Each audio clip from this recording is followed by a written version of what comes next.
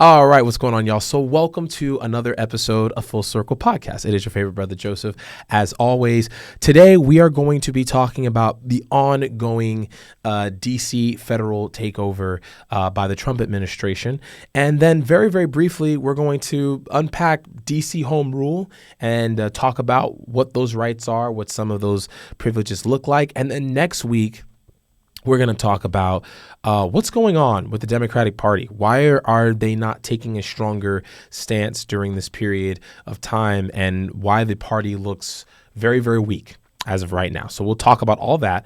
Before we do, I just want to say thank you to each and every one of you that is watching, that's subscribing, that's sharing this. And if you're not doing so, this is your opportunity right now. Go ahead, click that button to subscribe, share this video and like and comment, and then go ahead and follow us on social media at _Full Circle Pod on Instagram and at Full Circle Pod on TikTok. As I always say, it's free to support a nigga unless you want to do more. And I appreciate every single time that you guys engage with us on any one of our pages. Okay, cool. So diving right into what we're talking about today, the situation in D.C., it just seems to be getting crazier as of right now. Of course, as we told you last week, the Trump administration declared a national crime emergency, or at least a crime emergency in D.C., and they federalized the D.C. Metropolitan Police, deployed over 800 National Guard to the area. And now what we are seeing is National Guard coming from Ohio, Mississippi, West Virginia, South Carolina, Tennessee, and Louisiana have also come on board. We'll talk in a little bit about why that seems kind of backwards, because some of those states have their own crime problems as well. So we'll talk about that in a second. What the greatest concern was when Donald Trump said in a video, and I'll show you in just a moment here, how he could, quote, say he could take over indefinitely. And he says, you can't have just 30 days. We're going to want extensions. I don't want to call a national emergency, but if I have to, I will. I'm going to play this video for you. He also talked about extending this model to other Democrat cities like New York, Chicago, and Los Angeles. I'm going to play you this video, and then we're going to talk a little bit about why this is somewhat ironic and a little bit contradictory given what's going on in states that the National Guard is specifically coming from, and a lot of other red states as well. But let me go ahead and play these comments directly. I'm going to click right over here, and you can hear what he said for yourself. Here we go. Thank you, Mr. President. Your federalization of the police has a 30-day limit unless Congress acts to extend it. Are you talking to Congress about extending it, or do you believe 30 days is sufficient? Well, if it's a national emergency, we can do it without Congress, but we expect to be to Congress before Congress very quickly. And again, we think the Democrats will not do anything to stop crime, but we think the Republicans will do it almost unanimously. So we're going to need a crime bill that we're going to be putting in. And it's going to pertain initially to D.C. We're going to use it as a very positive example. And we're going to be asking for extensions on that, long-term extensions. So as you can see right now, Trump is saying that 30 days is not enough in the D.C. area. Now, all of this is given the fact that crime is already shown to be trending downward. We talked, of course, about all of that last week on the podcast, and you can go ahead and watch that video. It should be right under the most recent video that's posted. But what you can see here is that he's already saying that this will not just be a 30-day thing. And the justification for doing such a thing would be because of the fact that they would just declare an emergency, right? We're going to keep watching what he's saying here, but this is actually interesting given the fact that there's a lot of crime going on in some of the states where the police are coming or where the National Guard is coming from. Because you can't have 30 days. 30 days that's by the time you do it. We're going to have this in good shape. And don't forget, in the border, everyone said it would take years and you'd have to go back to Congress. And of course, now he's going to talk about the border and how he shut it down and didn't use Congress and everything like that. So here's what I really want to talk to you guys about as just a point of fact, right? as we can already see, and from the report that I showed you guys, crime is down. The violent crime is down about 26%. I believe that homicides are down about 12%, and overall assaults are down somewhere in the neighborhood, I believe, of 20 to 25% within that margin. The issue where this is concerned is that while the Trump administration is specifically talking about cracking down on crime in these specific areas, what they're not talking about are the places where crime is running rampant in red states. And it's almost ironic that some of these states are the ones that are sending troops to come and police what's going on in D.C. So if we're looking at some of these numbers over here, and I just want to make sure that we're 100% clear, right now, 13 of the 20 U.S. cities with the high murder rates are Republican-run states. Many of those cities were run by Democrats who often are at odds with state officials. This is from Axios, talking about homicide rates, highest blue cities and red cities. Currently, as we're looking at right now, 8 of the top 10 cities with the highest murder rates and populations of at least 100,000 were in red states. This is in Mississippi, Alabama, Missouri, Tennessee, Ohio, and Louisiana. Jackson, Mississippi had the nation's highest homicide rate with nearly 78 homicides per 100,000 residents, more than 15 times the national average. Birmingham, Alabama was second with a homicide rate of almost 59 per 100,000 residents, which is more than 11 times the national average. And St. Louis was third, followed by Memphis, Tennessee. 6 of the next 10 cities with the highest homicide rates were in Republican-run Georgia, Ohio, Indiana, and Alabama, along with Virginia and Kentucky, whose state governments are politically divided. So it's actually very, very strange that this is a narrative that is being pushed, because right now, given everything that's going on, some of these states where we are actually seeing crimes that are taking place are higher in some of these cities where Republicans are leading in the majority. And so what this leads us to look at is, what is the actual narrative here? Why is this actually happening? As we can see over in this city, for example, they're looking at what police federalization is going to look like long term. And now Donald Trump himself and even the Justice Department are looking into certain reports and claims that the crime numbers were actually fudged by the DC Metro Police. While there is no specific evidence of this occurring whatsoever, they are now, the DOJ is targeting DC and the police where this situation is concerned. Now, just to give you guys a little bit of context on what is happening here, just from a different perspective, there is another report that came out the other day that basically shows, and I'll go ahead and pull that up here just so you can see it. Pam Bondi just issued a new order as of last week, Friday, giving control of Washington, D.C.'s Metropolitan Police back to Chief Pamela Smith, when originally Trump wanted to have a side chief or a temporary chief step in. And the new order came after there was a challenge in court to DEA Administrator Terrence Cole's appointment as the emergency chief of police or police commissioner. Now, during this time, after the court hearing happened, Federal District Judge Ana Reyes encouraged the Justice Department and D.C. lawyers to work out a compromise, basically saying that it was not okay for Trump to put this person in authority over the D.C. police.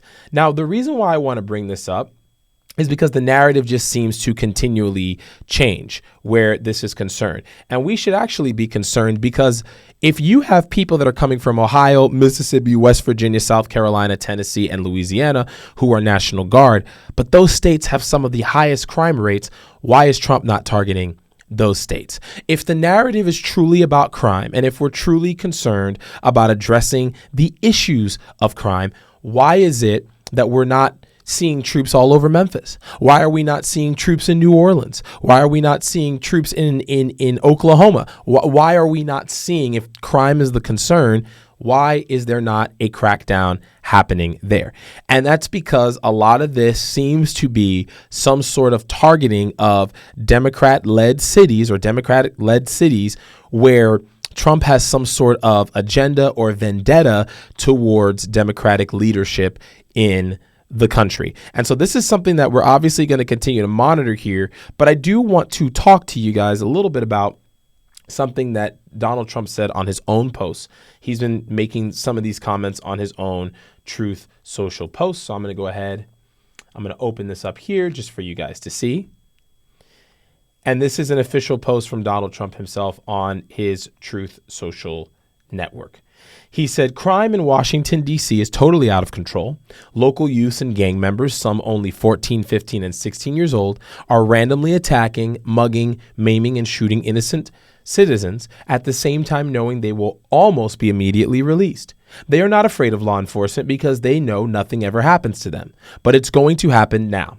The law in D.C. must be changed to prosecute these minors as adults and lock them up for a long time, starting at age 14. The most recent victim was beaten mercilessly by local thugs. Washington, D.C. must be safe, clean, and beautiful for all Americans, and importantly for the world to see. If D.C. doesn't get its act together and quickly, we have no choice but to take federal control of the city and run this city how it should be run and put criminals on notice that they're not going to get away with it anymore. Perhaps it should have been done a long time ago, and then this incredible young man and so many others would not have had to go through the horrors of violent crime.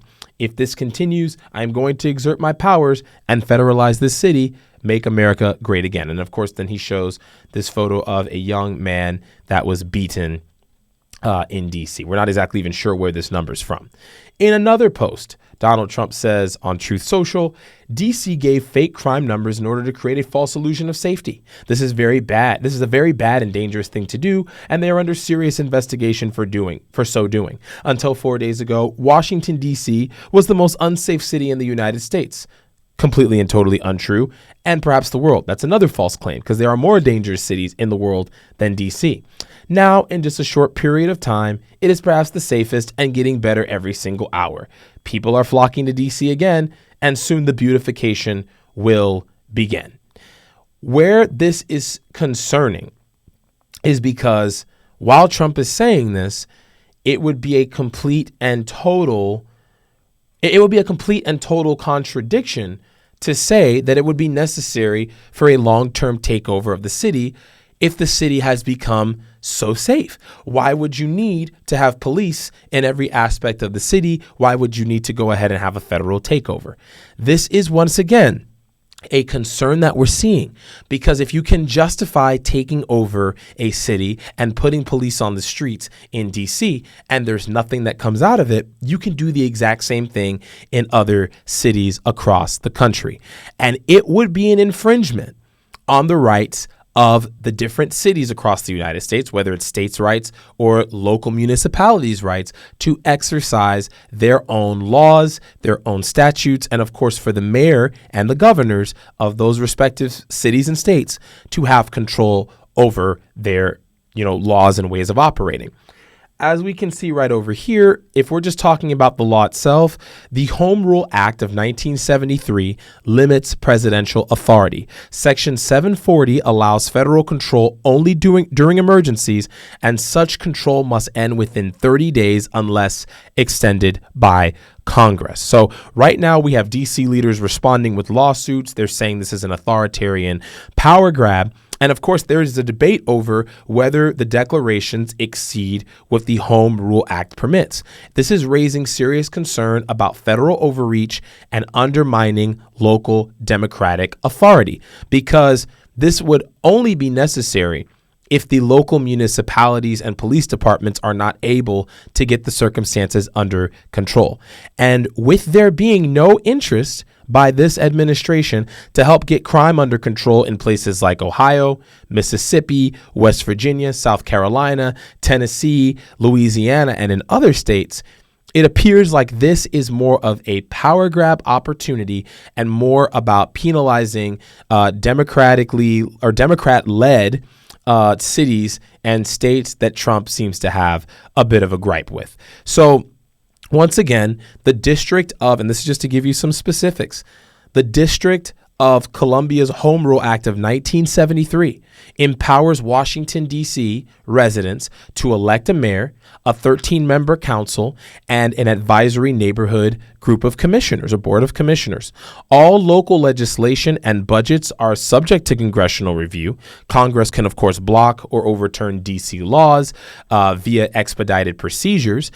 And of course, the president, as I said previously, can temporarily assume control, of the Metropolitan Police Department during an emergency. But this is only up to 30 days, and Congress will approve an extension based off of the facts stating that such thing is important. Trump's attempts to install a federal police commissioner, as I stated earlier, was struck down in court, and the city is still keeping control. But, once again, we are seeing consistent moves by this administration to bypass Congress. And Trump even said it himself. He's like, I didn't have to go through Congress. I didn't have to go through, any of the other branches of government to shut down the border. I could just do it through federal, through a executive order or through the powers of the executive branch.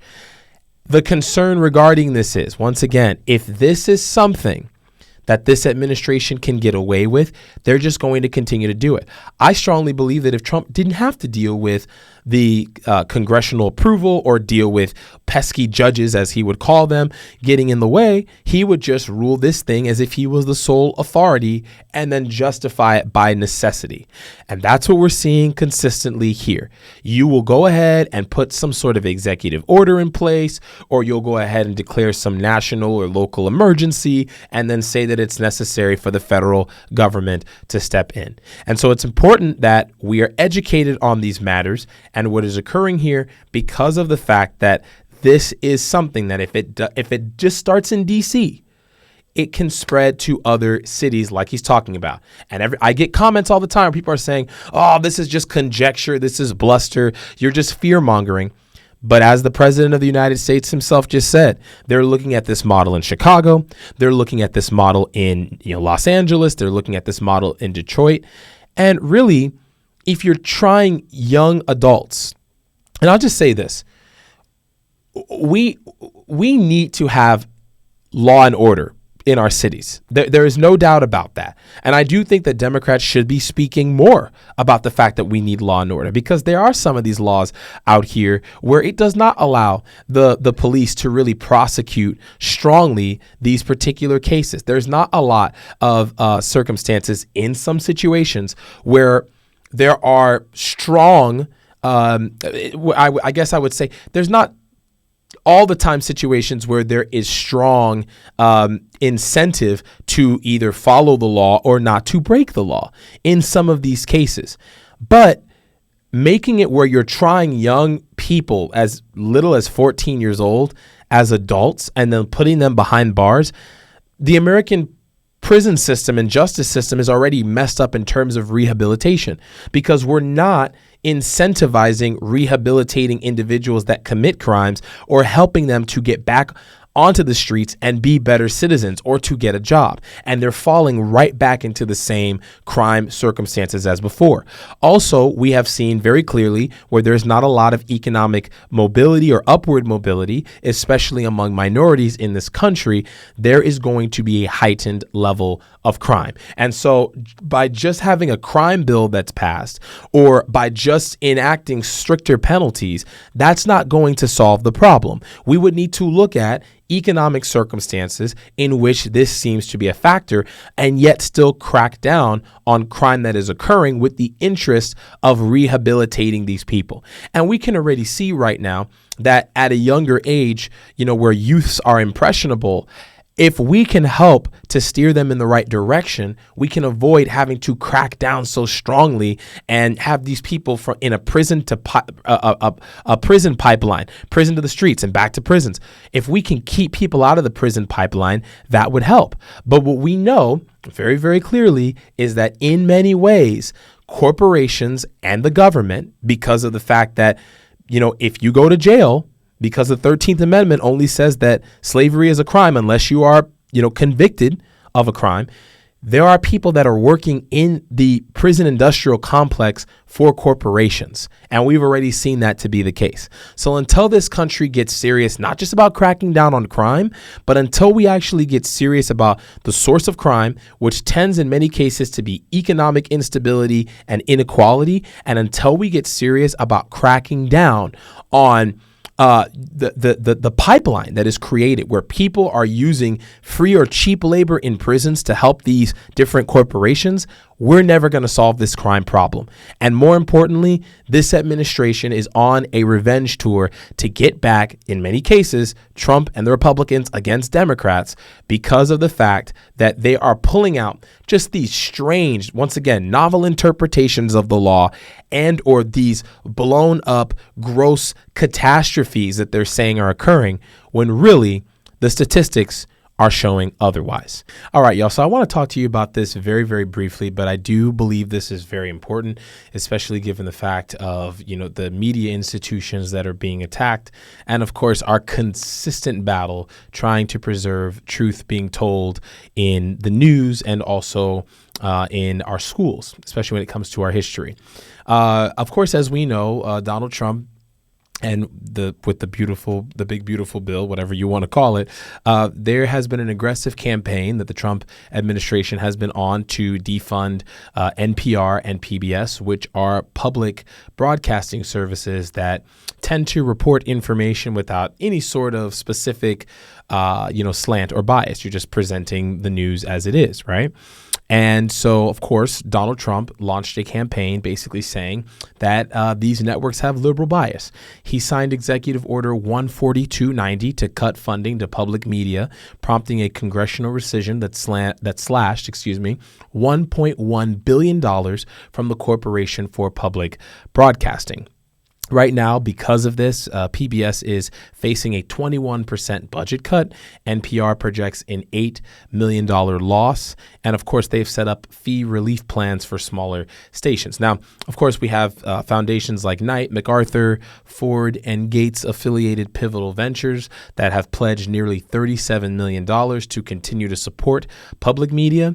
And of course, this is important because some people cannot afford to get the information that some of us are able to, get as a result of access to whether it's phones or subscriptions, whatever have you.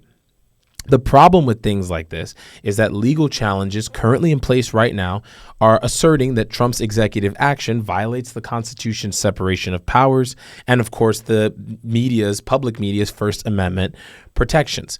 With this being the case, there are also concerns as to what the Trump administration's ideology is going to be about these subjects, because Donald Trump, in literally today, within the last 2 days at least, but specifically today, made a post on Truth Social, which could be anything but the truth being propagated on that.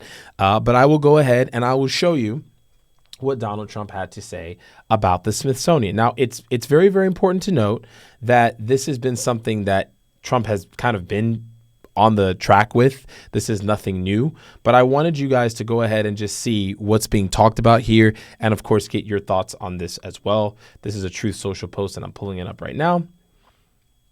Okay, here we go. So this is Donald Trump saying this on the 19th of this month. The museums throughout Washington, but all over the country, are essentially the last remaining segment of woke. The Smithsonian is out of control, where everything discussed is how horrible our country is, how bad slavery was. We'll talk about that in a second. And how unaccomplished the downtrodden have been. Nothing about success, nothing about brightness, nothing about the future. We are not going to allow this to happen. And I have instructed my attorneys to go through the museums and start the exact same process that has been done with colleges and universities where tremendous progress has been made. This country cannot be woke because woke is broke. We have the hottest country in the world, and we want people to talk about it, including in our museums. So the challenge with this is this.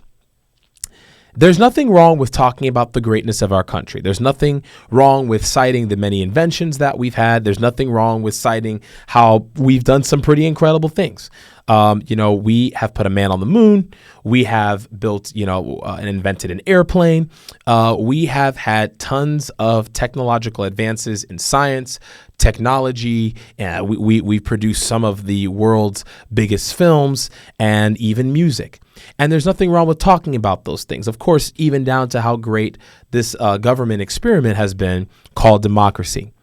But what is not okay is for us to pretend that slavery is not a bad thing and to not talk about it in our history in detail.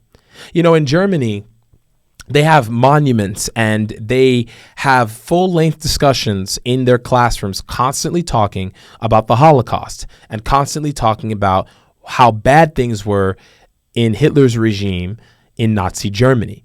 And they are always making a point to talk about the horrors of that period of time in their history. They don't shy away from it. They don't try to hide it or just focus on German greatness and all the great things that have happened in that country invention-wise. They focus and talk about the good as well as the bad. And I believe that right now, this push in our history right now is not just necessarily to focus on, but it's to erase from a new generation's awareness the negativity of what happened. We cannot have disappear from our history how bad slavery was. We do have to focus on these things because we need to ensure that our young people are educated on how these things happen, not just them happening, but how they happened. And they can be aware of this through that history so that it never happens again. And there's nothing wrong with talking about American greatness. There's nothing wrong with talking about a vision for a better future and the good things that we have done. But part of acknowledging your greatness or the greatness of what you have done means owning up to your failures, owning up to the disgusting, negative, and detrimental, sickening things that have been done in our history as well. Because if we can just talk about erasing that, let's not even talk about slavery for a second. What about Jim Crow after these periods of time, the system of Jim Crow that existed? What about Tulsa? What about the 7 to 8 Black Wall Streets that existed that weren't just Tulsa and Rosewood and the burning down of Black Wall Street? What about the civil rights era and what has occurred with that? The killing of unarmed black men in this country and the race riots that occurred in the 1990s. These are relevant conversations that need to be had.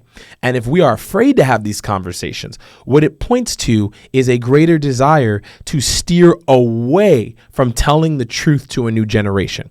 Now, I'll be the first to tell you this, and even on the record, I'm not pro this whole narrative that, white people are born oppressors and that, Black and Hispanic and other, ethnicities are the oppressed in the sense of how our standing is in society.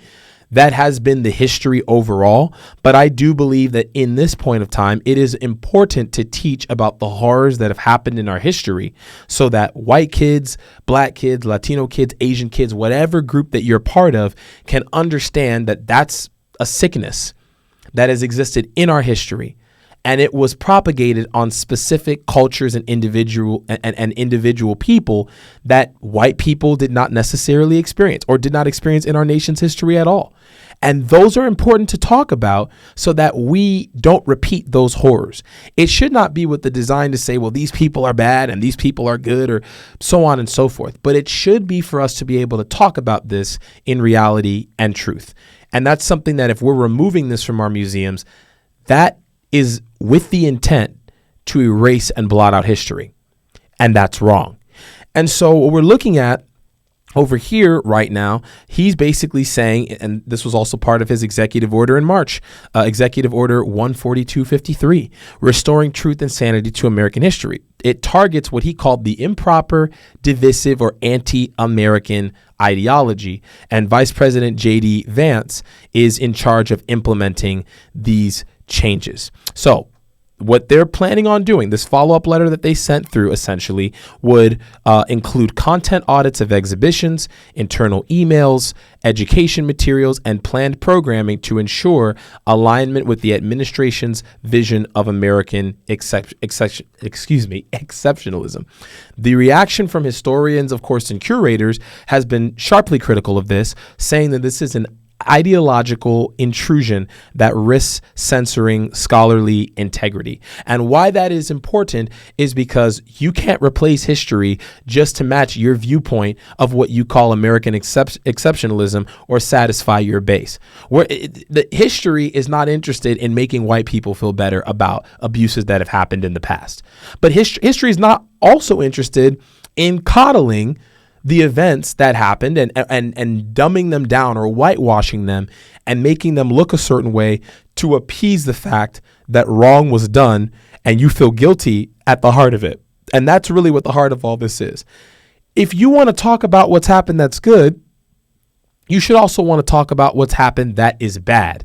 Because I think there's more appreciation for those things when it's more appreciation for celebrating the good that's happened when you can look at the wrongs and acknowledge them. And I think if that was the attitude that more people were taking where this is concerned, it wouldn't be a matter up for debate. But this is, once again, a systematic move, whether it's deleting very important notable people in the African American and Latino community's history from government websites, or to talk about putting up Confederate statues and or monuments to these people. This is a problem because it's showing, once again, it is showing the priority of certain types of history and the priority of not making the white community in this country feel uncomfortable with offenses that have happened towards minorities. And that's the truth of the matter that we have to get to. In the short amount of time that I have left, I do want to show you very, very quickly what the White House, basically the White House talking with Prager University, and basically what that could potentially look like. Because Prager University, of course, has been in very close contact with Donald Trump in this White House, and they already have approved curriculum. The Trump administration is talking about bringing curriculum back to the states, but they already have curriculum that they are partnered with states they've partnered with to share curriculum, such as Florida, where they are framing history through ideological lenses, distorting narratives about race, slavery, and social issues. And I have a video right here that I want to play for you. That is a Prager University example. You may have even seen this. This is a Christopher Columbus conversation with kids from PBS. I'm going to play this for you here, and we'll talk about this right away. Let me go ahead, cue this up, and here we go. They permitted lifestyles and worship gods that, as a Christian, I think is very bad. But that doesn't mean I shouldn't respect and honor all the incredible and amazing things they did. So, good and bad is based on the time you live in? That is a great question. I told you I knew you were smart. Some things are clearly bad, no matter when they happen. But for other things, before you judge, you must ask yourself, what did the culture and society of the time treat as no big deal? Not everyone can time travel as you do and see how normal becomes very not normal. Some things are, some things aren't. Sounds complicated. If you can see right over here, they are talking about slavery. And I'm going to go back just a little bit so you can see what I'm talking about here. We're going to scroll back right over here into this section. And then you can see very, very clearly what I'm talking about. But slavery has always been wrong, no matter whether societies did it or not.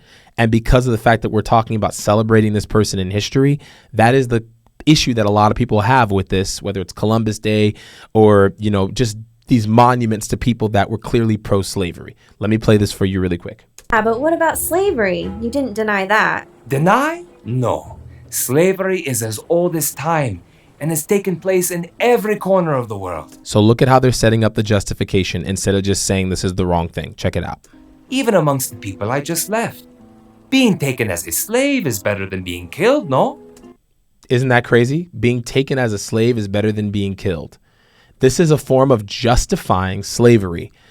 And also, let's just talk about that for a second. Slavery in the United States was not just like all the slavery that was going on around the world. Chattel slavery was a very, very specific brand of slavery that the United States engaged with that was brutal, that treated slaves like animals, and that treated people like they were just to be bred, separated from their families. And then, women were raped. They were assaulted. Men were hung, castrated, lynched. And these people, once again, were working under poor conditions. We're talking about slavery here. And he is saying slavery has happened everywhere and it's better to live than and be a slave than die. This is what they want to teach to kids. Let's keep going. I don't see the problem. Well, in our time, we view slavery as being evil and terrible. Ah, magnifico. That's wonderful. I am glad humanity has reached such a time. But you said you're from 500 years in the future? How can you come here to the 15th century and judge me by your standards from the 21st century? Very simple. The same way that we can say what happened in the 20th century in Nazi Germany with the poor treatment of Jews and also black people, of course, with neo-Nazi ideologies and the belief that white people are the pure race that are above everybody else. The same way we can say that's wrong, even though it was in the century previous, is the exact same way that we can say that this was wrong. Very simple, not complicated. For those in the future to look back and do this is, well, estúpido. Are you calling me dumb? Certainly not. All right. So as you can see over here, once again, this is what the Trump administration and other Republicans are talking about making part of the curriculum or the conversation. This is hugely problematic because, as I said before, this is what they want to replace history with. These are the type of narratives, dumbing it down, making it seem like it's no big deal, and let's just focus on what's happening in America. Slavery was disgusting. We know that to be a fact. And it doesn't take a rocket scientist to know that you can go back into history and clearly say that these things were wrong, that these things were not acceptable, even if they were accepted norms at the time, and condemn them in front of our culture. But once again, this is consistently showing an administration that does not have any desire in focusing on the truth from all ends of what's happening. And this is a large push that conservatives have been focusing on because, let's face it, when you feel bad or when you feel guilt or when you don't think these things are that big of a deal, you'll continue to downplay them. MAGA people, the people that are looking at this video, what good does it do to not tell the truth about history? And you might be a reasonably minded person, right? You say that you believe in truth, you believe in fairness, you believe in showcasing what has actually happened, and you're anti what you say is rigging of elections and not being told the truth by government. What's the difference here? We know slavery was a real thing. We know it was documented. It wasn't just some slight thing that happened in history that was kind of awful but not too bad. It was wicked. It was evil. It was full of rape. It was full of sexual assault. It was full of lynchings, chattel slavery, the beatings of people, branding on their bodies, and having them work in the field. But it's not just that. It's also the civil rights era. What happened during that period of time? And Jim Crow, the Jim Crow era, of course, past slavery that also continued on in this country of segregation. What about that? What about the continued shootings of unarmed black men and women by police? Are we not going to talk about that?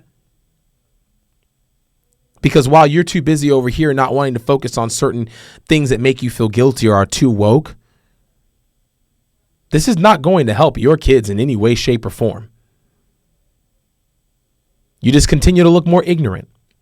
You'll continue to look just like, once again, trying to hide a narrative. For what? It happened.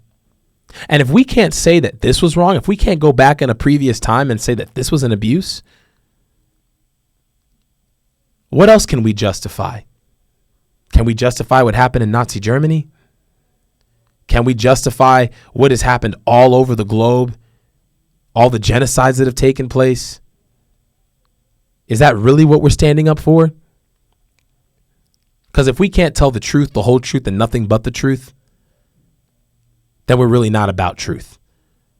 We're about satisfying our ideological view of the world and covering up the facts because of our guilt. And that's just the God honest truth. So what do you think about what's happening in the news today?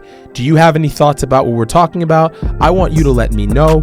Go ahead, subscribe, leave us a comment, like this video, and of course, follow us on social media at _Full Circle Pod on Instagram, at Full Circle Pod on TikTok, and go ahead and let us know what you think about what is occurring, as well as any other news or topics you'd like me to cover here on the podcast. That is all the time that I have for today. Let me know what your thoughts are. But as I always say, have a great one from your favorite brother. We'll see y'all next time. Peace. Thank you so much for watching this week's episode of Full Circle Podcast.